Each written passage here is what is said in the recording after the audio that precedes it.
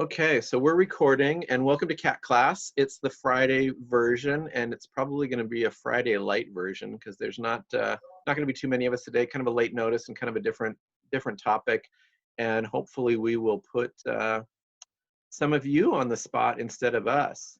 And we're gonna open it up. We'll and so now we can see everybody here. Hi Saskia. All right, breakfast time on the West Coast. And so we're gonna hopefully get some input from you guys. And I think I'm gonna pick on Mariah first and give her she doesn't know what question I'm gonna ask her, so we'll put her on the spot a little bit. And I'll ask two questions, and you can answer both of them, okay, or just pick one if you want. So one of them is why have you been spending so much of your valuable time these last several weeks in cat class? What has attracted you to that? What has drawn you to that? And what have you gotten out of it? And then the other question is cats in your since you're now in the US, but you studied in Scotland. What do you think the cat curriculum there is like different than in than here in the States, or is there? okay. So I guess for the answer to the first question, like with cat class and everything, I joined along because after our first like inaugural version, we were like, what are we going to do with this? I don't know.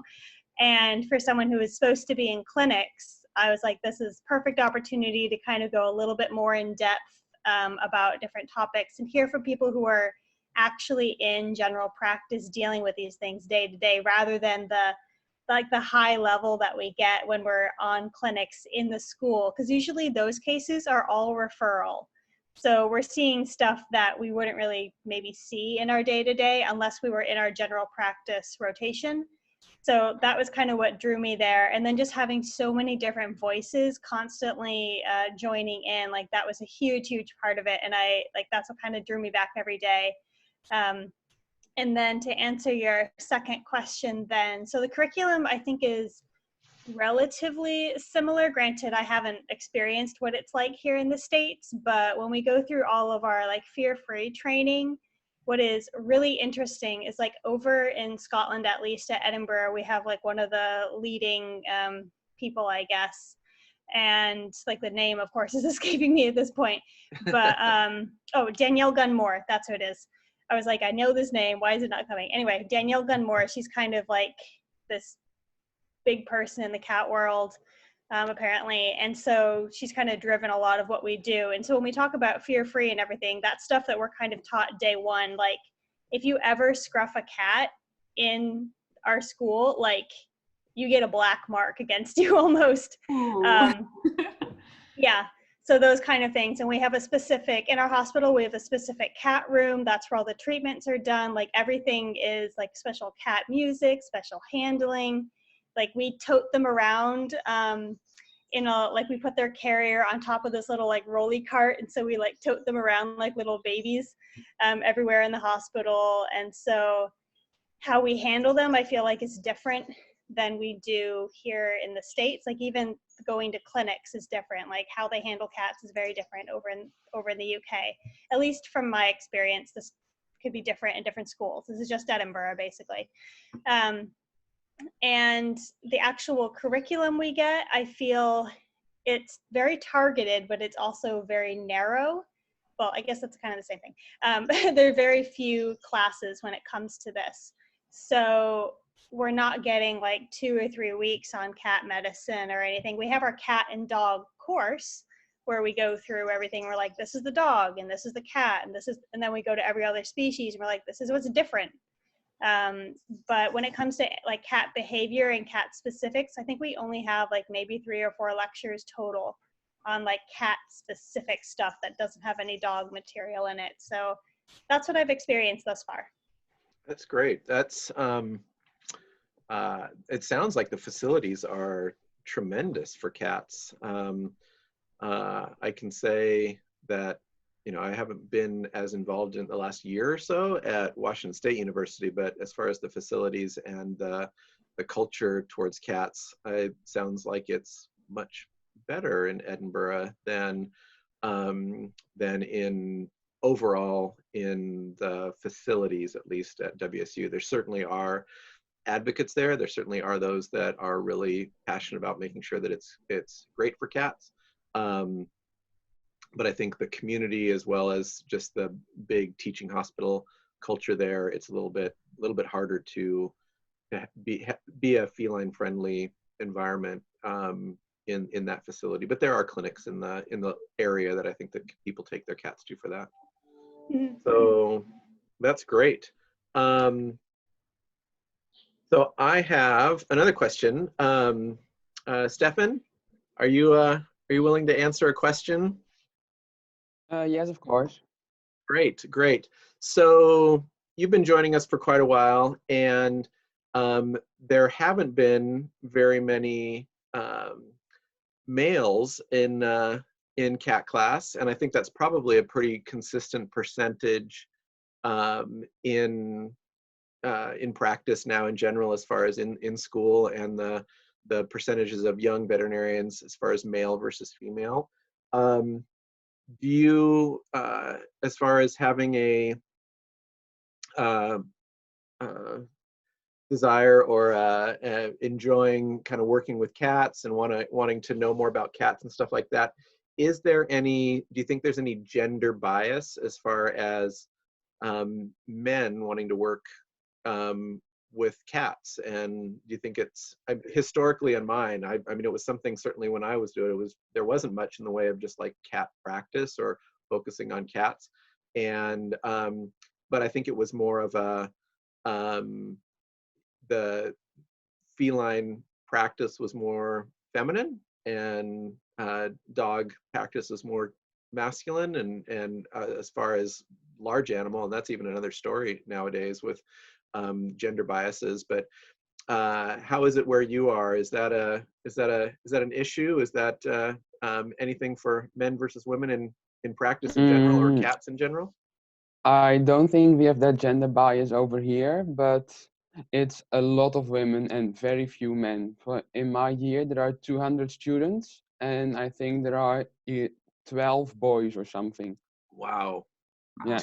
That's like 5-6%. Yeah, it's amazing. Yeah, that's really low.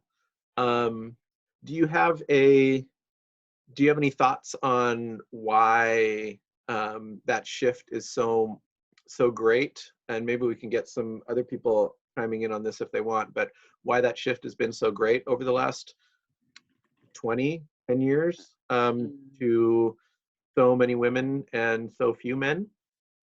I don't know, but they have been focusing on well, in our study, they have been focusing on your grades only to get allowed to study veterinary medicine.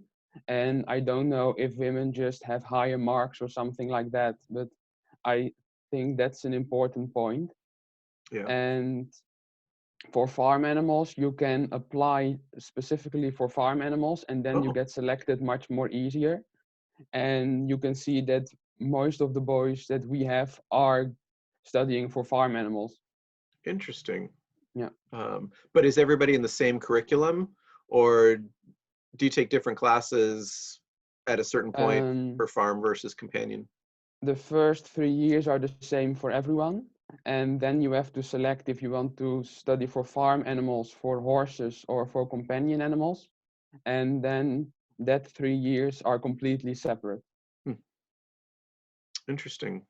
Yeah, but you still have some courses on farm animals and horses as well when you go for the companion animals, because they want to make a vet that is at least capable of doing everything. Okay, cool. Cool. Anybody else have any thoughts, either from their country or from their perspective here in the States, on why the shift over the last, I think it's probably been 30 years that most of at least the United States schools probably hit that 50-50 threshold. because that's when I graduated. It was a little farther than that, and we were right at 50-50 in my class. And it's just been a really big shift. Anybody else have any thoughts that want to share? I feel Yeah. like it's been, like, it's something that I've talked with like both students and veterinarians, and I've actually been kind of surprised at the number of veterinarians who are out there that are surprised that like that there has been such a shift. When I tell them, they're like, oh yeah, 70% of my class is female, they're like, what? They expect it to be completely the opposite. So I think there's even some vets that are completely unaware that it's happened, but why it's happened, like there's so many different theories on that. Like someone was like, oh, is it the people that we're selecting? But then at the same time, it's like, okay, how many people are actually applying for vet school that are male? So I don't even know those numbers. Does anybody? I've heard, and I don't know if Katie might know more of this than I do, but I've heard, I haven't seen the actual numbers, but I've asked that question of WSU, and the percentages of applicants to acceptances are pretty solid as far as the percentage that are accepted is the same for women as men. So that tells me that there's not as many men applying as women. Do you think that that's pretty accurate, Katie? Yeah. Myself, yes. Thank you. Yeah. And I wonder if, I think there's probably, like you said, Mariah, there's a lot of different factors. And I think, 50 years ago, the sciences and medical stuff in general wasn't as accessible to women.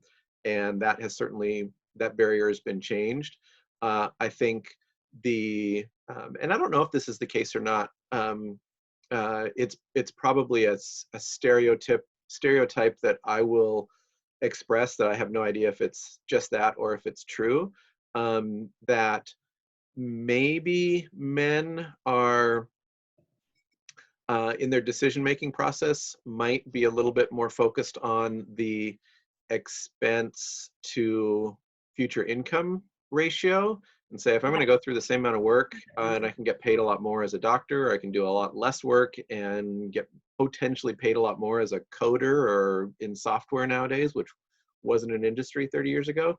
Does that I mean, I don't know if that's a decision-making process, men versus women in our culture anymore. But it's a thought that I had. Yeah, Saskia. I was just gonna say, yeah, because I've noticed my boyfriend, he's in the engineering field, and he's been saying that there's been a lot more females going into the engineering field as well. Like they used to not be very common at all.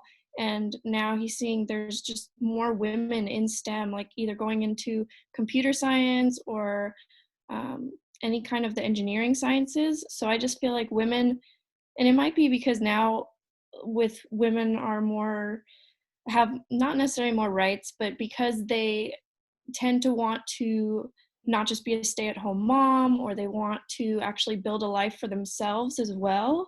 I just feel like they're starting to go into these STEM professions to maybe try and, like you were saying, get a higher pay rate or a career that will pay well and that's stable. And I just feel like women are just getting more confidence to get into the medical field or any of the STEM fields in general.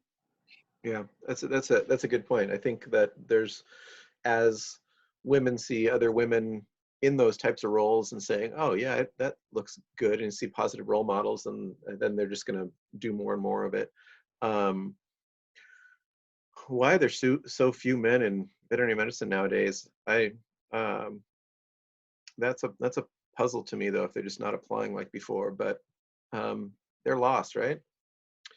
I have kind of thought on that, Gary. I'd turned my video off because my battery was dying. That's fine. And I'm at the park.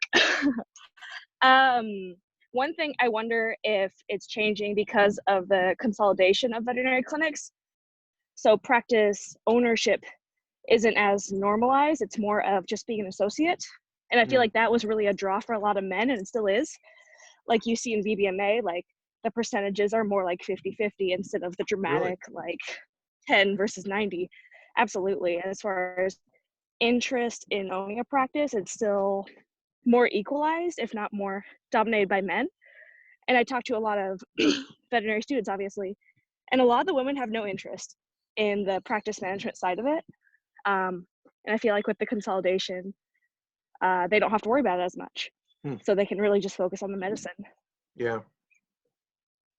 That's an interesting factor. I mean, that's putting a lot of, which is good, putting a lot of thought into it way ahead of time, when, you know, before that application stage and stuff like that, to see down the road as far as this is probably not going to be a factor for me 5-10 years from now. So I'm going to try something different. Yeah, that's interesting. And I didn't know those percentages for VBMA. Those are just loose ones that I remember Yeah. picturing when I was in the practice management courses and everything. And maybe it's not less men applying, but maybe it's just a lot more women are applying. Yeah, that's true. A lot more women are in higher education than ever before. That's true. So it's the same amount of men, but there's just a heck ton of women too. And like Stephen had alluded to that, I think in general, women are probably better students, and so they may do better and be more kind of higher on that applicant list in certain ways than guys in general, maybe. That's interesting. Anybody else want to give a little of their information on what's interesting to them about cats in general, and why spend some of your time here in this cat class when you've got so many other Zooms that you're doing and classes and other stuff. And I'd be interested to see, is it something that, like Mariah had said, as far as just wanting to see the difference between regular practitioners versus the ivory tower approach to cats, and maybe it's that if you learn from us that, you know, a bunch of us that like myself, if I can handle working on cats and being in practice for so long, it makes you feel more comfortable that you can actually do it too. And so is it I need more cat education, or is it a community of cat people to hang out with? What draws you to cat class, and how can we continue that and make it better? Yes, Muskan. Hello. Where are you visiting from? I'm from India. Wonderful. Yeah, this is the first of the Zoom classes that I started attending when I just got back home from college. So I really had no idea what to do. Oh. And I'm really fascinated by cats. Wonderful. And how has it been for you?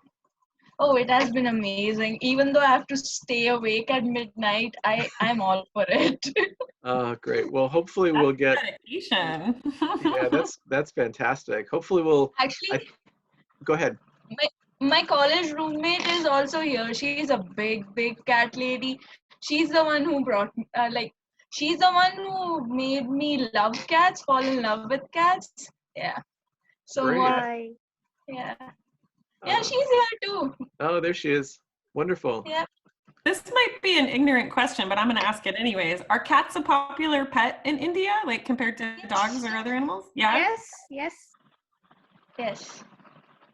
More popular than dogs? No, not more popular than dogs, but yeah, cats are gaining it slowly.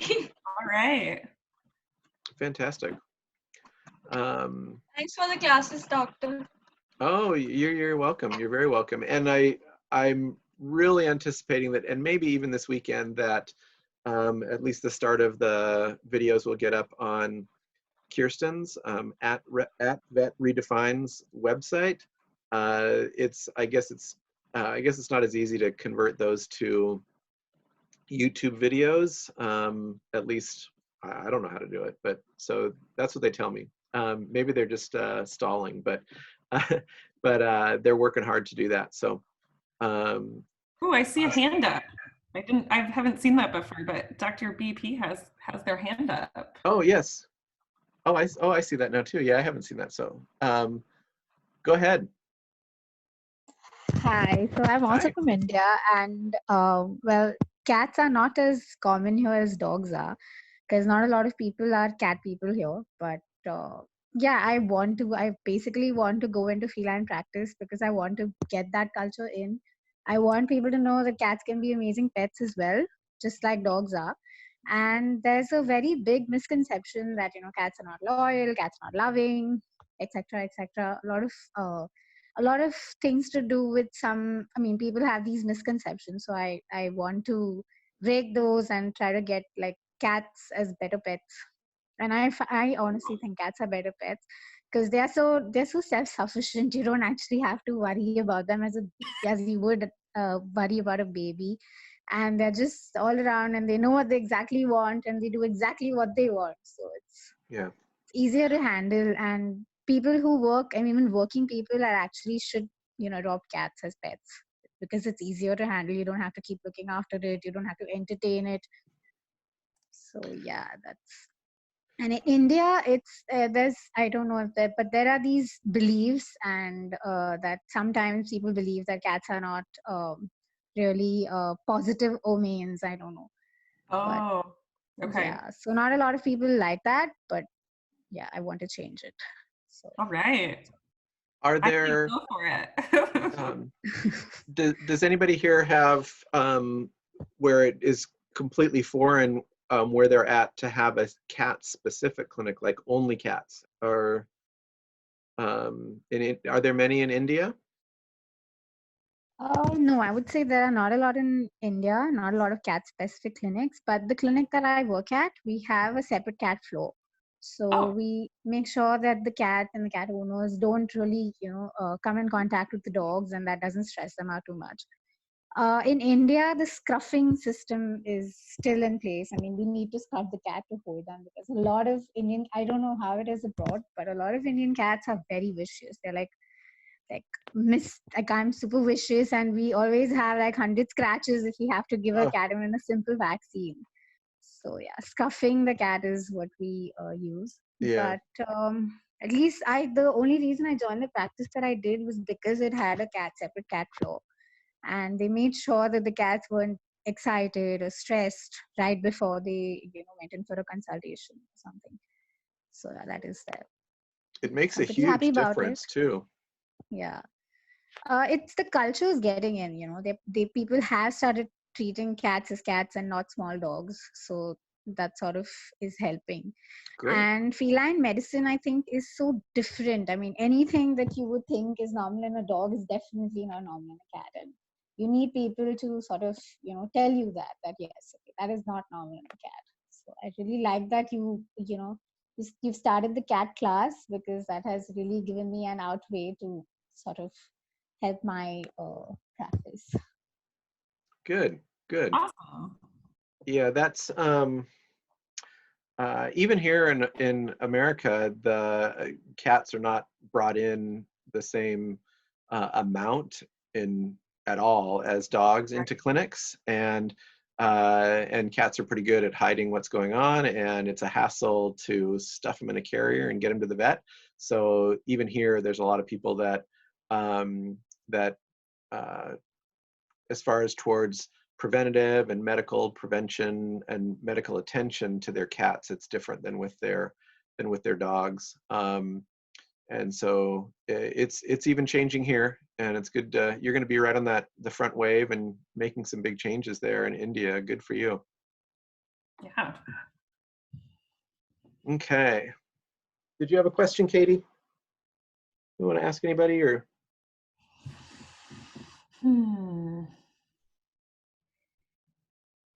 I think I've asked most of mine. Let's see. So where else do we have? We've got the Netherlands, we've got America, we've got India. Any other countries I'm missing?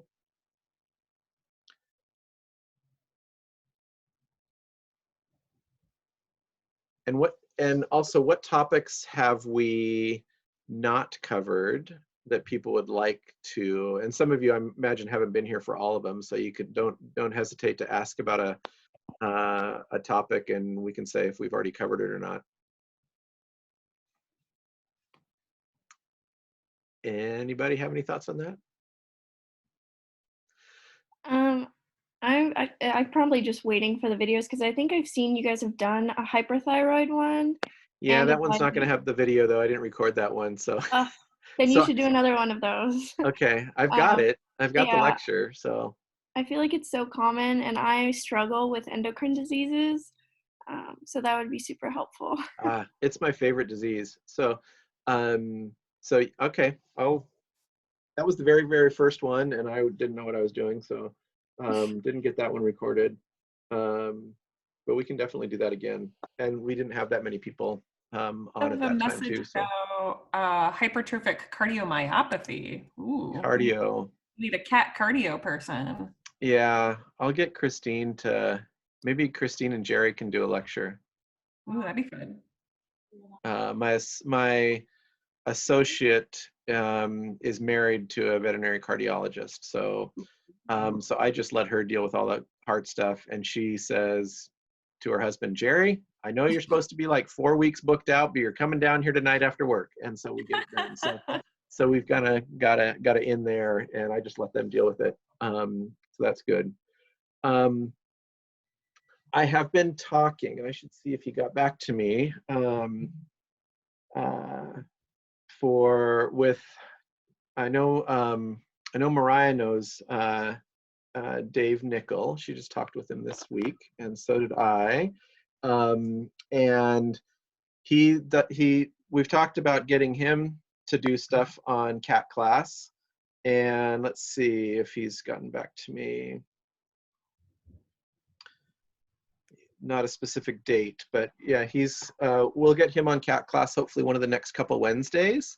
He's based in London now. He's Scottish, but he's practiced and owned practices in Australia as well. And he is an amazing speaker, and he's just got really good insight and passion on everything veterinary medicine wise. And I've talked to him about maybe doing a talk on just basically if you could have a personal pep talk on as you're getting ready to start your first day of practice ever, that I think he would be really, really good at that. And also I think he's one of his talks on Mariah's podcast, that Vet Life podcast, where he talked about just the perspectives of the different generations. So millennials, Gen X, baby boomers, and how to work together and how to collaborate together and what different things look like. I thought was fantastic. Does Mariah, can you think of, since you know him, or if anybody else, as far as a particular topic that you think he would be particularly good at speaking to this group? Let's see. I mean, he's just absolutely incredible when it comes to anything like client communication wise and how to like be your best self base, I guess is a way to put it. Like even yesterday, which I'm putting the recording of that up today, when I did a Quarant talk with him, just about podcasting in general, but it like everything always ties back again to like this reality over expectation. And so like building that into like maybe a topic on, I'm trying to think, like how do we tie it back to maybe not specifically to cats, but sure, kind of like it could just be like a pep talk for the new grads kind of thing, or something like that. Like literally you can give him a topic and literally like that's what I did for one of my podcasts. I was like, here is an idea. All right, Dave, go with it. And I just kind of sat back. So he really he's really good that way. Wind him up and let him go. He just messaged me back that says, well, maybe if I just had, if you just give me like 10 minutes, I could talk on a little something, and then we could open up to questions. It's like 10 minutes. No, he's going to go for like an hour. So, right. We'll figure out that date. For example, like yesterday's episode was supposed to be 30 minutes and I had to cut him off at like 45, 50 minutes. And I was like, oh no. Yeah. Yeah, I heard you a couple times saying, okay, and now the original question that I wanted you to answer. So that was good. That was good. Okay. Let's see. Oops. Oh, I do have a question. Yes.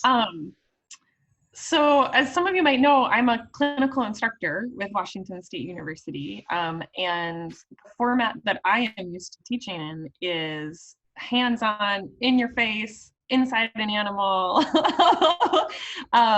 And as you know, a lot of us are having to switch to this more distant format with their students. And I want to find out from you guys who are experiencing that right now, like what kinds of things do you connect with better? What kinds of things sink in better? Like how can we be more successful in helping you in this like new normal or new format? Yeah. So I think part of that is looking at, like, obviously everyone's learning differently. And like for me, I'm very much one of those like hands-on, like get me inside the animal kind of person. And I feel like I'm in a slightly different bracket since I'm like graduated, sending off into the world. But no air quotes. You're graduated. You're doctored. Technically Monday. Technically. Oh, okay. Oh, then you get air quotes till Monday. Yeah. But as you were saying, that one thing that came to mind was kind of like the length of the content that's being put out there. And like, thankfully, like with cat class, like an hour is perfect for this kind of setup where you have different people chiming in or talking about a topic and people are putting comments. So I think for those kind of things, like an hour is perfect. But I think sometimes like there's long form versus short form. And I guess I'm bringing this all back into like the type of content that's being put out there. Because if it's something that's pre-recorded, I feel like the short pre-recorded things should be short form and more interactive stuff can be long form. Because I know for like myself right now, I'm watching like pre-recorded lectures just to refresh my memory. Like today was on treatments for hepatic diseases and it was 50 minutes and I was struggling to keep myself engaged because there was nothing to hold me accountable essentially. I could just like go over to the fridge and grab something and then walk on back and be like, oh, I missed 5 minutes. Whoops. yeah. So in that sense, that's what I found is like, if it's going to be something that you have to put it out pre-recorded, try and make it as short as possible. I think what I found in one of my studies was like 17 minutes is like the golden time that people have attention span for. And then, I don't know, on a slightly different topic then, for someone who's like, if you want to do like a surgical video or something, I realize you can't only do like 10 minutes necessarily. But is there a way to like strap a phone to your forehead or something and be like doing surgery and someone else is managing the comment section? Because I think of like in school, like in our equine department, we have a viewing platform and a big TV screen, and then we can like chime in to the surgeon who's like inside a horse and be like, hey, what's that thing by the place, and ask a question, and then he's able to turn around and keep it interactive. So I don't know if there's a way to do like interactive surgery. I don't know. That's like a completely separate thing. My brain just went like 5 million different directions. No, that's okay. I apologize. That's actually one of the ideas we've floated a little bit. I've gone back and forth about it though, like, because when it comes down to it, if the goal of what I'm supposed to be teaching is for people to get inside animals and do the things themselves, even that is not really a replacement, right? Like there really is no replacement for that, which is hard. Yeah. It's really hard. Yeah. Yeah, there's, that's interesting. That, I could see that it's hard to schedule that nowadays too, to know, okay, on the day that we want to have it there, but maybe we could do a pre-recorded surgery with commenting live on what's going on and that kind of stuff. I think I have one actually recorded previously. Yeah. With so all maybe we could do sorts of something comments. like that. Yeah, actually on that note, if people are on VIN, they've actually started putting out 3D as best as you can, surgical videos where you can actually change the angle from being like the surgeon looking down on the surgical site to someone like you can swivel around as they're physically doing like a cystotomy or something. So that I have found has been really helpful. The library is still building, so they're still adding things. So it's something like it's a 2-minute video of a forward interlocking suture, or it's literally like a cystotomy. And so you don't get the full thing from like draping to complete closure, but they have chunked them down to make them a little bit more bite-sized. So if anyone's looking for something to start with, I think Vin is a good thing. And if you're a student, Vin is free, so use it. Yeah. I've enjoyed it. Katie, do you have any videos? I know there's some online that are helpful, but that you've done like cryptorchid surgeries on cats? I don't think I have a video of a cryptorchid. I could probably track one down though. Got a pretty good network. Yeah. I got to order one up. Come here, Yeah. little cryptorchid kitty. That's may lead into another question that I have when she says she's got a network. How are you guys doing as far as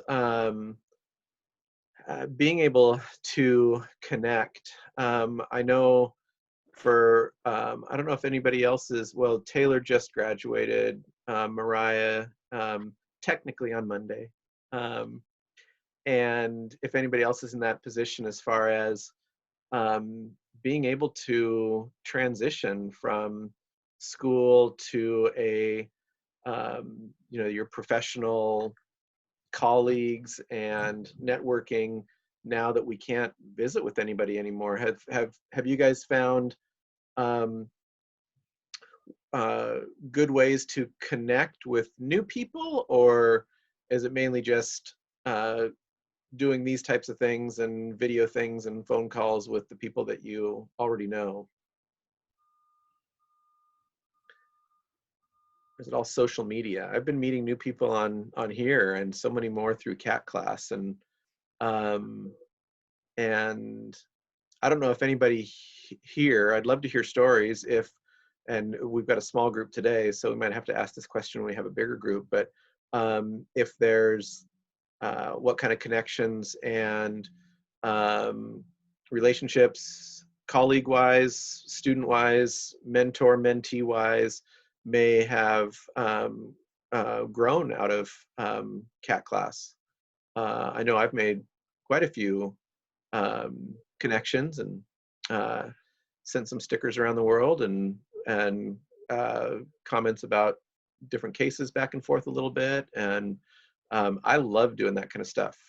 So certainly keep that coming if you want, but I don't know how people feel comfortable, or is it too weird? I have no filter, so I don't mind doing that kind of stuff. And but as far as do people connect with other people that they see on social media that are peers and colleagues to say, oh yeah, I saw like Saskia, if you see somebody else that hikes with their cat on a out in on the trails, do you feel that that's a way that you can connect with them, or do you just is that too weird to try to say, hey, I got a cat that does that too?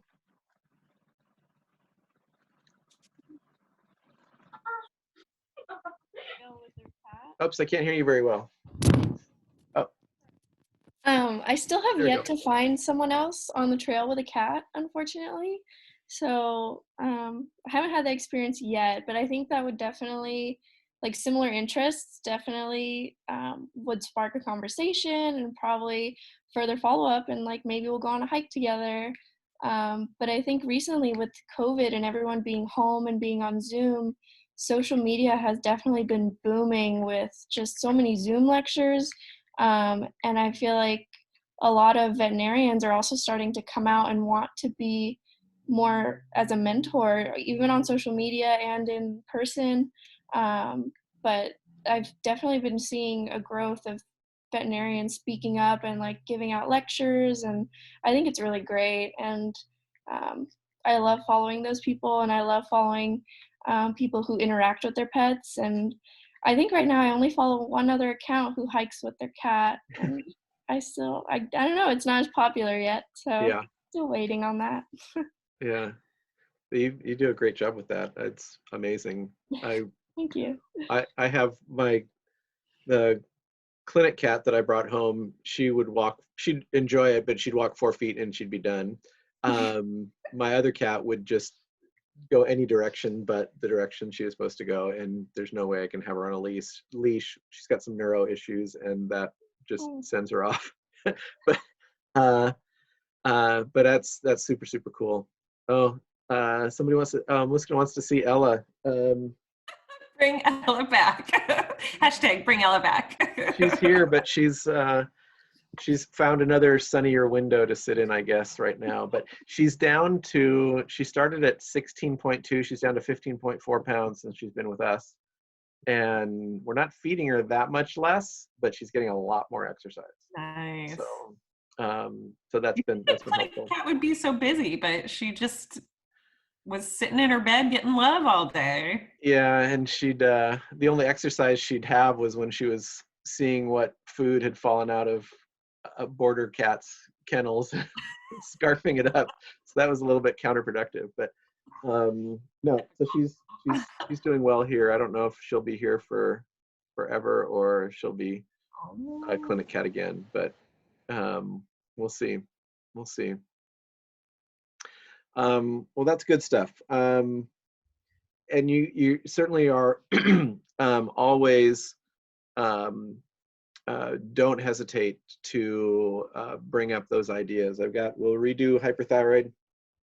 We'll try to get a cardiologist in, because cat cardiology is definitely, cardiology is so specialized, and when you're in practice, you want a cardiologist that knows cats and that is okay with cats, because just because they're a specialist and they're really, really smart and they know a lot of things on a really micro level, it doesn't mean that they're going to be the best one to interact with your patient. And you have to be an advocate for that. And we try to, at our clinic, if there are mobile options for the specialist to come into our clinic, instead of feeling like we are giving over all care and decision making and everything to another facility, because we feel like we are the best advocates for our patients. We know the people, we know the cat, we've been working with them the longest, as opposed to just a procedure that they're trying to do. And sometimes they want to do more than you're asking them to do, and then that is just adds more expense. It adds a degree of, wait a second, why did they do this? Wasn't expecting that. So we always like, and it's easier on the cat to be in a cat clinic. So we always like to have specialists come into us, and they're not all created equal in how they handle the patients, even in your facility. So that will be a important thing for you guys to build relationships with specialists that are, and it's probably very unlikely that many of you are going to end up, especially in the early stages, in a feline only practice. And I think that's great, because I'd love to have more cat focused veterinarians in dog and cat practices, because you can do a lot more good in spreading the word and educating the rest of the staff and the rest of your the associates and your bosses on the benefits of making things a little bit more special for cats in your practice. So I'm all for that, but figuring out which specialists you're going to want to have their hands and their knowledge on your patients, that's hard. And it's a lot harder today, I feel, than it was even 5 or 10 years ago. And I think some of that, probably a lot of that, is because of the really, really, really big corporate specialty practices. It seems like, and it may just be a thing nowadays, that people aren't in the same clinic as long, but they move around. They move around a lot. And so it's harder to get those long-term relationships when it was just, you know, one orthopedic surgeon that had his own place and his own individual specialty clinic as opposed to a multi specialty clinic. So those will be challenges for you to develop, but it's definitely worth building those relationships, going to those dinner lectures that all the specialty clinics offer. One, you get some education, you get a free meal, and definitely I really, really strongly encourage you to go after those lectures, to go up, shake their hand, say thank you, and let them know where you're at, putting a name and a face. Yeah, we're not going to be shaking hands and doing all that for a while, but I think that's going to go a long way in your career if you have a relationship with a specialist. Yeah, there you go. Yeah, when you come up, Saskia, when you come up and spend time at Island Cats, Katie just lives across the bridge from me, and so you guys can go hiking with one of her cats. Yeah. Yeah, So. Katie, do you have a cat already that you're ready to train? Well, the best candidate is probably my 18-year-old cat, but I'm not sure that that's really fair to him. Although he is pretty adaptable, but it might be a little late to start. Yeah. It can be a short hike. Yeah, maybe a short hike. Does Rufus, how is he horrible in the carrier? No? No. There you go. Neither of my cats are horrible. They're perfect angels. You know that. Yeah. Well, they're good. They're good at the clinic, but I haven't driven with you to get there. So, yeah, because that's He probably doesn't love it, but he doesn't hate it. Yeah.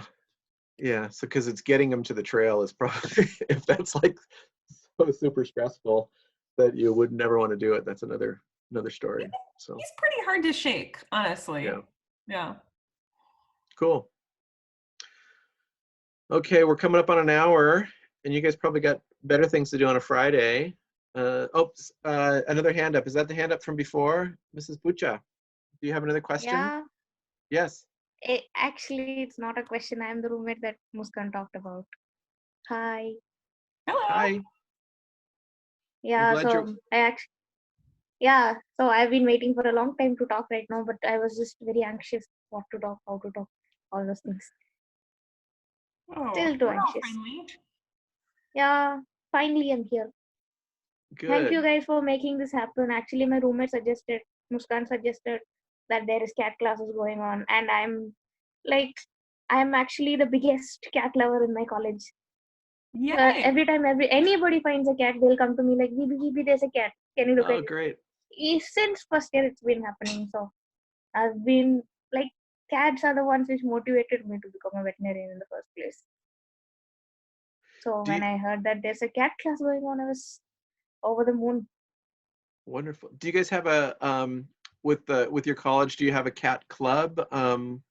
Do they have clubs in like the business club and the neuro club or whatever they have? I don't know. No cat club. Well, Science club we have, environment club, but not a cat club. Maybe you can start one. Yeah. It'd be good. And you can be president. There we go. Yeah, Yes. Western U. And we'll be your guest speakers.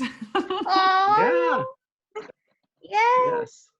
But I don't know. Yes, that's a very good idea. Thank you. I'll sure suggest it to my people. Yes. Are there any people who have been in cat club at other universities who might want to be a peer mentor to help? Oh. Saskia is. What do you mean a peer? Because I was last year's cat club president. But what do you mean peer mentor? Just to help get it. You can help me like how to maintain one, how to start one. Oh, yeah. Like what it does, what it looks like, what you have to do. Mm-hmm. Great. I know the WSU officers, so I might be able to get people in contact there too. Saskia, was Western's graduation just this week? Yeah, I believe it was yesterday on Zoom. And you're starting your third year? Yeah, well, I'm not finished with second year yet. I still have 2 exams on Monday, Oh, but then I'll be third year. Yeah. Wow. congrats. It's weird that these are not like on the end of a week or the beginning of the week and that kind of stuff. So, so how long do you have? So do you go summers for third year, or do you start in the fall then, whatever that looks like? Yeah, so we end on Monday and then classes start again August. So we've got about 2 months or so, which most people are usually either working or this is probably our last summer. Because next year we do get a month off, but I think most people spend that month studying for the NAVLE. But so yeah, this is our last summer. So some people are working, some people are just relaxing. And I think a lot more like my work got pushed back 2 weeks because of the COVID stuff. They had to figure stuff out. So I think a lot of things are getting canceled, unfortunately, for people's summer plans. But And do you stay in the same place for that, or is your home away from LA? no, I'm staying in this area. This is kind of where I've lived my whole life, near LA. I'm still, like I've told you, I'm hoping to go to South Africa at Yeah. some point to do a little externship, but I'm not sure if that's going to happen. So sad that so many things have been canceled, but it's a weird time. It's a weird time.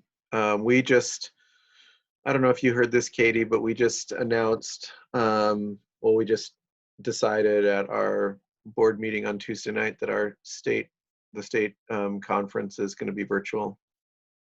And that's not till October. So, but I have a question. Is that similar? Because I know the AAFP conference is in October. It's the same weekend. Oh no. So I don't know what's going on with that. I don't know yet. Since we just decided that how we're going to, we've never done a virtual conference. AAFP did a virtual conference this spring, and they or in February, I think, and they'd planned that since last year, not virus related. So they've kind of set that up. So it wouldn't surprise me if they do that again. I think theirs is supposed to be in Minneapolis this year. Is that? I think so. Yeah, in so. Minnesota. Yeah. Did you go to the San Francisco? No, I haven't been to any conferences yet. So this was going to be my first one, and I was looking forward to it. Yeah. Well, they might still have it. I don't know. I don't know what it's like in Minnesota. Are there also going to be like virtual receptions and like meet and greets and stuff, so people can still network? That'll be interesting if it is. Yeah, and that's another question we have as far as how do we, if we don't have the exhibit hall, how do you and that pays for a lot of the conference, the exhibitors, and for those exhibitors to have access to your people and sell stuff to them. How do we get sponsors and how do we get people to pay? The upside is that, instead of having 1,000 people, you can have 10,000 people. You don't have to keep it just Washington stuff for us. And the overhead is a lot lower, right? Yes. Probably. If we can get out of all our contracts. Oh, right. Because those are all planned years in advance. Right. So I think most large chains and things like that are realizing that if they want people to come back again, they need to cut them some slack now. Okay, let's see. Anna has question. Advice starting a vet Instagram. Oh, you're starting vet school in the fall. Is Anna still here? Oh yes. Yeah, hi Anna. Hi. Congrats. That's Thank exciting. You. Yeah, I'm really Congrats. excited.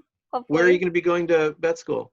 I am going to Davis. I actually talked to Mariah when I was deciding on my school, but I did decide on Davis. Congrats. Thank you. Yeah. Yeah, so I was just it seems like the Vetstagram community is really great, and I would love to kind of get involved with that, but I'm not really sure where to start because I'm kind of just starting out in my vet journey. So yeah, I was just wondering if you guys have any advice getting involved. Mariah? Yeah. Okay, yeah, this is like something that's one of my passion projects, I feel like. Yeah, so the Vetstagram community is absolutely fantastic, and I highly recommend anybody who's in vet school to get involved, because I feel like that's the one place that vet students from across the world are actually like really meeting and collaborating and sharing ideas and all of this jazz.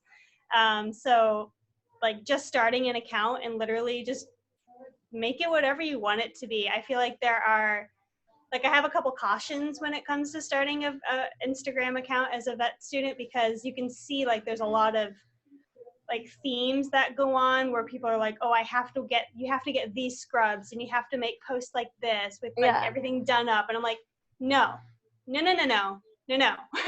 Like that is not what Instagram and what the Vetstagram community is really standing for. If that's something like you want to do it to do like a business or like a podcast or anything like that, like you can take it down whatever road you want to, but don't do it just so that you can look like everybody else. And like if you just want to join and you want to be able to follow along to everything and like put your voice out there, like then do that. But there's really no, like that's the beauty of it, there's really no like set out format that you have to do and you have to follow, because that's how people end up being like, oh, this isn't fun anymore, like why would I do this? I feel like that's where a lot of the Instagram burnout essentially can come from. So when it comes to it, like literally just be like, hey, this is who I am. I'm starting vet school. And literally people will swarm to you and be like, oh my gosh, that's so exciting. Welcome to the community. And so that kind of stuff. And yeah, literally you can take it whatever direction you want, but the barrier to entry is so low that you can literally just be like, here I am, and like decide, you can take it whatever path you want to, but have fun with it. Okay. And don't hesitate to reach out to some of the people, you know, even here that have, I don't know what the right term is, successful or just somebody that's been doing it for quite a while, like Mariah, and just say, this is what I was thinking of for a name, what I want to kind of share the most, or kind of the style I want to have, or how do I make a story, and those types of things. There's so many people that would be really, really willing to help and either tell you you should do it like this, or just send out that request this way and see what comes back and do what you want to do. I've really, really enjoyed the last couple of years on Instagram. I just made this vet Instagram last year because I had one that was more for my photography stuff and personal stuff before. But I reached out to people as far as what direction should we go in, how should we do this, and as Mariah said, there's so many people in this community that are excited about sharing what they know from their career in vet school, whether they're done with their first year or second year or just graduated, with those that are entering. It's amazing. A little bit different for a 50-something-year-old guy that's starting out on veterinary Instagram, but it's been, it's been really, really good for me in that respect too. So yeah, I would encourage you to get involved, find those. I don't know how you search to find out other first-year Davis students that maybe are on Instagram, but they might give you some. I haven't found very many people from Davis at all. So yeah, I'm not really sure. You can use some location tags usually, or just hashtags in that sense. So if you go up into the search bar of Instagram and you type in like location UC Davis, UC Davis Vet School, if anybody has location tagged it, you'll instantly find them. Okay. Yeah, good idea. And then also you can, if you have a Facebook group, that's usually where everybody joins first. And then you can be like, hey, I'm on Instagram. Anybody else here? And then just like take it that way. Okay. Yeah.